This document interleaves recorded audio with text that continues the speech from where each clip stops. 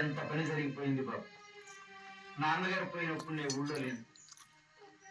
ఊరుకో బాబు, ఒంటరిగా నువ్వు ఇక్కడ ఎలా ఉండగలవు? మా ఇంటికి వెళ్దాం, నా కన్న కొడుకులుగా చూసుకుంటాను. గణపతి వెళ్దామా? బాబు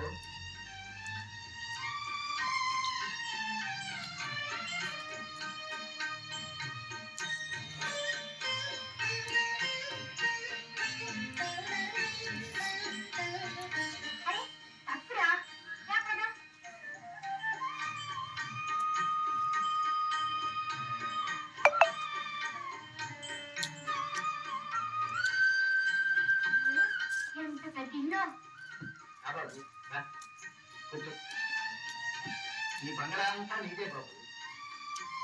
ఇది పూర్ణ, నీ చెల్లెలు. ఇక నుంచి నీ చెల్లెలు జాగ్రత్తగా చూసుకుంటావు కదా.